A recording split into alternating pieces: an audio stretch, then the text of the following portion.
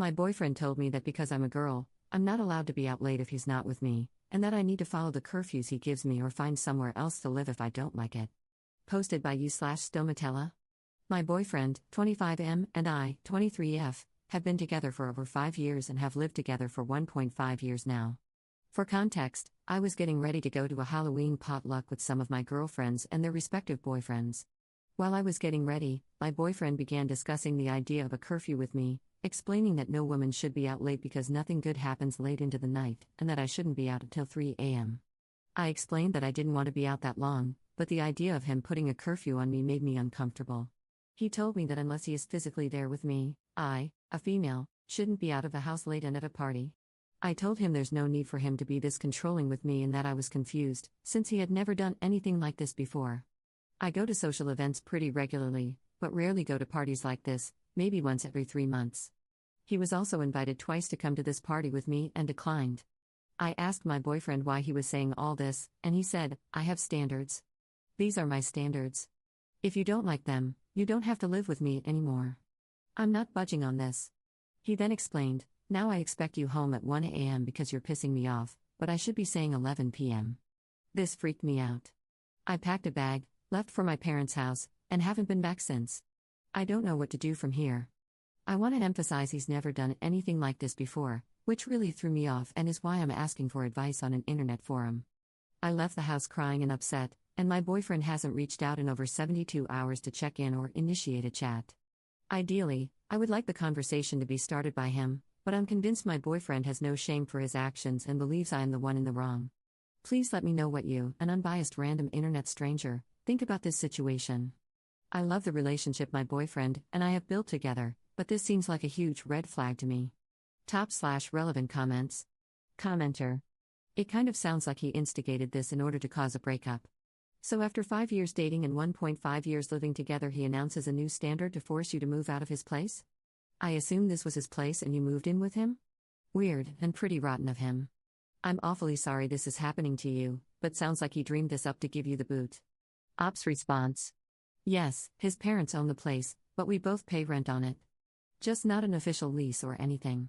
It genuinely didn't feel like he was trying to give me the boot, but more like he wasn't going to relent on this new standard of his, and that our place of living is something in his control, which is what he wanted in this situation. Commenter 2. I think he's got another girlfriend, and he's trying to make you break up with him so she can move in. Who is he hanging out with when he refuses to join you at a party? If he's not cheating, he's trying to break up so he doesn't have to get all those pesky "when are you going to marry her" questions. But do leave this relationship. He's a dude. Ops response. He's definitely not cheating. 100% certainty. He's more introverted, where parties and dressing up aren't his thing. Which is totally fine with me, but it feels like he wants me to be more like that when I'm not. Commenter 3. I'm going to deviate from the pattern here and ask, what sorts of media does he enjoy? Has he recently started listening to new podcasts or watching new creators on YouTube? To me, this sounds an awful lot like a recently radicalized tater tot or passport bro type guy. Ops response. Honestly, I have no idea. I think this is a great question to ask though and could contribute to why his actions are suddenly changing. Op responds to a downvoted comment about the possibility of her boyfriend's anxiety. I totally agree with the anxiety thing. With what you were saying, this is why I would love to have a conversation with him, but I'm feeling like I'm in purgatory waiting for him to reach out. When we were talking during this conversation, I kept reassuring him that I would communicate where I was and when I would be coming home, but that I didn't have a set time for when that would be yet. I also said that sometimes people are out late and that I wouldn't leave because my boyfriend told me it's time I come home, and will be upset if I'm out past the time he said I have to be home. It makes sense to me if he didn't get sleep until he knew I was safe or something and communicated that, but that wasn't the message he was conveying to me here. Downvoted commenter. To be honest, I think that once you move in with someone in a relationship, it should be respected in both ways. I mean, it isn't a big deal. I think y'all should talk and let him know what your standards are too. In a way, he probably doesn't want to be worried and whatnot. Does he go out and come back late? Ops response. I feel like my standards are that I give him nothing but 100% loyalty, so when I want to go out with my girlfriends, he should have 100% trust in what I do. I'm also not gatekeeping any information about the outings from him, like, he knows who I'm with, where I'm going, and I tell him when I'm heading home if he wants this info. I mentioned this to him, and he just kept reiterating that my standards aren't that crazy. You shouldn't be out till, say, 3 a.m.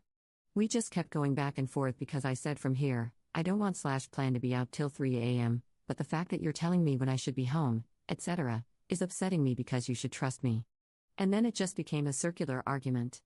As defensive as he was, I was too. So the convo wasn't really going anywhere. Update 8 months 1 week later. I never expected my original post would receive so much attention. All of the events listed below occurred 8 months ago, or on the time of the OG post. I condensed some of the details for the sake of brevity. This update is not easy for me to write, but I am moving out of state next week and want to put this out to finally lay this chapter of my life to rest.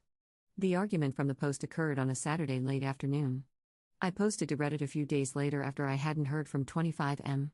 By Wednesday, I placed an order for a small U-Haul truck to move out the following Saturday, the soonest time my family could help, but I still hadn't heard from him. My family thought it best not to tell 25M that I was coming to pick up my belongings until the day of, because we were afraid he would destroy my things. 25M is an extreme minimalist, so all the furniture, decor, tools, etc., came 100% out of my pocket. At that point, I had thousands of dollars worth of belongings in there, and even more invaluable mementos. Anyway, Saturday comes around. Still hadn't heard anything on his end. I texted 25M that morning, telling him my parents were coming to remove my belongings and to please be out of the house while they did so. He texted me back, "No, stop telling me what to do." At this point, he knows they're coming and exactly when. For my safety, I stayed home. When my parents got there, my mother knocked on the door, no answer. Doorbell, no answer.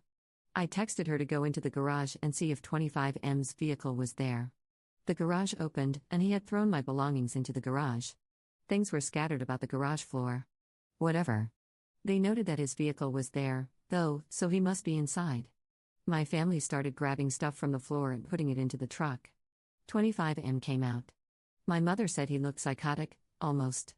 He doesn't do drugs and wasn't drinking for health reasons. But he looked off.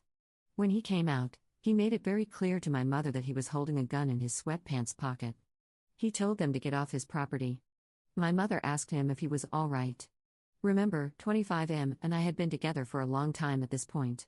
My family knows him well. This was all such strange behavior from him, and my mother was genuinely concerned. In response, he told my mom, "I'm fine." Why wouldn't I be? My mom asked if she could go inside and get the rest of my belongings. 25M said no.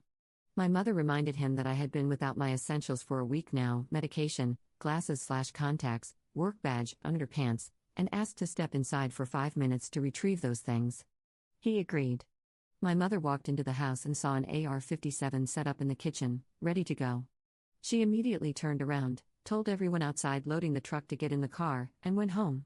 I spent the next few hours trying to arrange a police escort for the rest of my belongings. In hindsight, we should have done that in the first place. As I was working on that, my mom called the homeowners, aka 25M's parents, who lived 2 to 3 hours away. We told them everything up to this point, and they were distraught. They said they were on their way. We received a call from the parents later that evening stating that 25M was out of the house and being monitored back at their home. We moved everything out afterward. I got a text from 25M that Sunday, where he essentially said that he didn't know I was breaking up with him. That he was waiting for me to reach out to him while he was reflecting on everything that happened, etc. We went back and forth a bit, where I told him that he threatened my family and that I couldn't forgive him. He said he wanted to talk about everything, and I told him I wasn't ready for that. I followed it up with "You should work on yourself, and if I want to talk, I'll reach out" type of text. He responded with a bunch of okays and then, "Just don't F your ex. Hate that guy. Heard really bad things about him." He's referring to himself here, since he's the only boyfriend I've had. It was super strange and off-putting to receive a joking text like that when a few hours earlier he had threatened my family with guns. I ignored him. He also sent an interesting apology to my mother. To me, it seemed like a liability thing that his lawyer mother asked him to send. Highlights included, "I know you felt threatened by what you saw, and there is no excuse for having guns out while people are present at my house. Seeing a gun, concealed or otherwise, in that sort of situation is enough to shock someone, especially those unfamiliar with these weapons, and my parents agree and have asked me to give my guns up until I am more responsible and careful." He texted me again the next day, saying, "I know I've acted nonchalant about things, and it's not a good habit. I can't continue to live in limbo. I hope you will come over and talk to me in person. False hope is not doing me any good. I need to move on with my life. I responded, I do not want to give you false hope, but I'm not in a place of forgiveness. I think it's time that we continue to move on with our separate lives. That's when he responded, listen, come talk to me. I feel awful that I used your own love for me as a lever against you. I hate the person who did that to you, and every day I try to bury that part of me. Lots to digest there. We exchanged a few more texts, and I, naively, agreed to have a conversation in person. I would not have it at the house. It would be during the day. And it would be in public. I now understand that I should never have entertained this idea in the first place. I was emotional and confused at that time. I had been with 25M for years at this point and wanted clarity on what drove him to do this. I told him my availability to talk on a Thursday, and he said he wasn't sure if he was available but would let me know. I didn't hear back from him until Thursday at 8:15 p.m., when he asked, you still coming or no? A location hadn't been discussed. It was dark out. I suggested we meet the following morning. That's when he sent, 8:30 is late for you now? Followed by, I said your curfew was 1 a.m., so you're good, and, just get your ass over here and talk, I am not doing this 9 a.m. BS. Or I will put a scorpion in your bed. I responded, and he texted back, I'm on my way. I'm sorry, you're what? At this point, I was in a new safe place in location A. My mother was in location B, and my father was in location C. I had to call everyone and let them know 25M was going to show up at one of their locations, since he knew where they both lived. He showed up at location C, where my father was. My father told me that he was scared for his safety and home. Luckily, nothing happened. 25M waited outside for a bit after texting me, here, and then left. This whole night rattled me. I stayed up all night, scared he was going to show up at my mom's place next, or mine. I ignored his texts. He started a call. He left an eerily calm, cool, and collected voicemail wondering when we were going to chat, saying that if I wanted to have that conversation, am welcome to the house whenever. I texted him back, threatening a restraining order if he made contact again. A month later, he texted, hey, obviously what happened. I'm sorry I made you feel unsafe. That's not who I am as a person or who I would want to be. I wish you the best in whatever you do. And that is the last I've heard from him. All of this could have played out way worse. I'm relieved for the safety of my family and my own. I'm fortunate enough to have gotten out when I did. And yes, I understand things could have been done differently on my end. I learned a lot about myself through this experience. I chose to text 25M in the non-confrontational way I did for my safety. We live in a small community. I genuinely believe this man is dangerous and could harm my family, my dog, my friends, etc., if I angered him. We're all within a mile or two of each other, and he knows where to find all of them, and me, if he wanted to. Top/relevant comments. Commenter. 100% confident that if she had gone to his home by herself, she would be dead. Commenter 2. Interesting fact, people with schizophrenia tend to start showing signs of it right around age 25. The sudden 180-degree personality change, one that startled his parents enough to jump into action, is a pretty wild indicator. Unfortunately, we will, hopefully, never know if this was the case for him, or if he had a mental break, or if he swallowed the Tate pill. His last text he sent her sounds like a man who got treatment. But I'm not holding my breath,